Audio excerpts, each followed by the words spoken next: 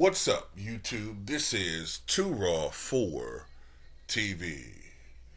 It was announced about a week ago from Indianapolis Colts team officials that team owner Jim Irsay had been hospitalized in the ICU.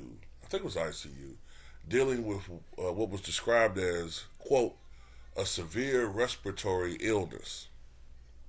The Colts explained in a statement that he would miss a scheduled appearance in Los Angeles with his, quote, Jim Irsay band while receiving treatment for the ailment.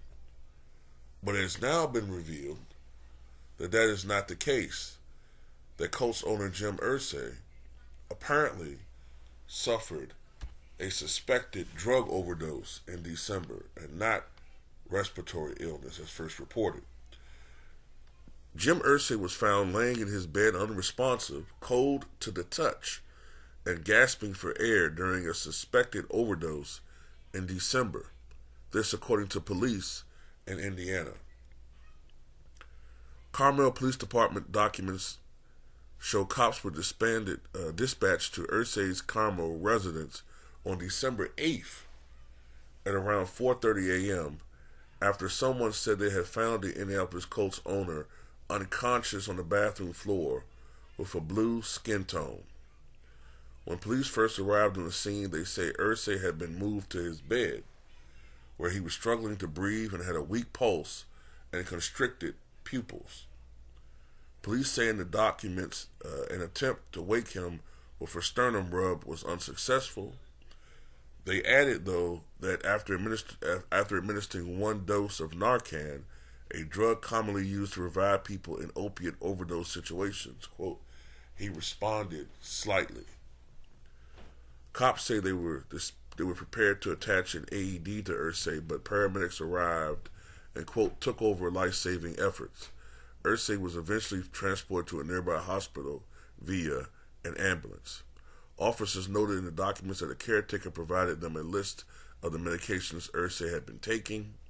Though they wrote in the report, at this time, it is unknown what Mr. Irsay had ingested prior to our arrival. They classified the incident in the docs as both overdose and, quote, overdose/poisoning. Irsay has not been seen around the Colts team in the weeks following the incident. And as I said before, on January 9th, the team announced he had been dealing with a, quote, severe respiratory illness. Irsay, who's been the owner of the Colts since 1997, said in an interview with Andrea Kramer back in November that he battled addiction to alcohol and pain pills during his life, requiring at least 15 trips to rehab. He also told Kramer he previously suffered an overdose after he, quote, was trying to detox himself.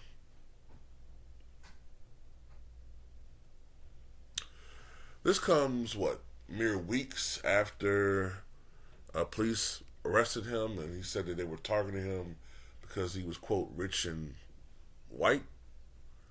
So this is a man that clearly has issues. And to be honest with you, if this was a player, if this was an athlete, people would be saying that he needs treatment, he needs help, he needs time away from the team, he needs to be suspended, etc., etc., etc., right? Not that there's anything bad, but he needs help.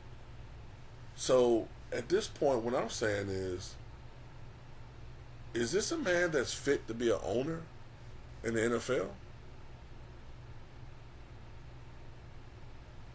This is a man who clearly has a serious addiction, a serious problem with drugs, whether they're prescription, illicit, etc. I don't know, but he definitely seems to have a problem with addiction, and maybe the NFL needs to strip him of his team, because this is a man that has never really seemed to face any serious repercussions,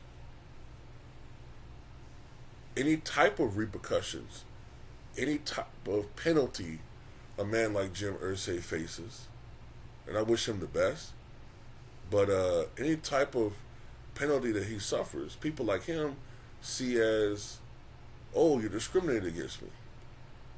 Because they used to getting their way with everything.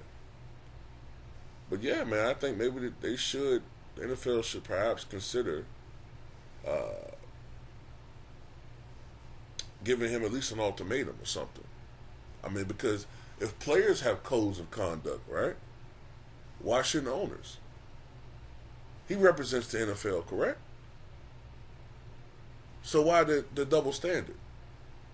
Now, I don't want to hear, well, we all know what the reason. I don't hear that shit no more. We don't have to accept this. If players have to abide by certain rules and regulations, yes, he's an owner, but he's still under the umbrella of the NFL. He should have to abide by certain codes as well of conduct. So he should be given an ultimatum by the NFL that you have to clean your act up, or we're going to strip this team from you in a vote. And we're going to gather the votes, and we're going to strip this team from you. Because you don't represent what the NFL is about. And I don't want no sympathy, because if he was a player, he wouldn't be getting all this sympathy. And I know that.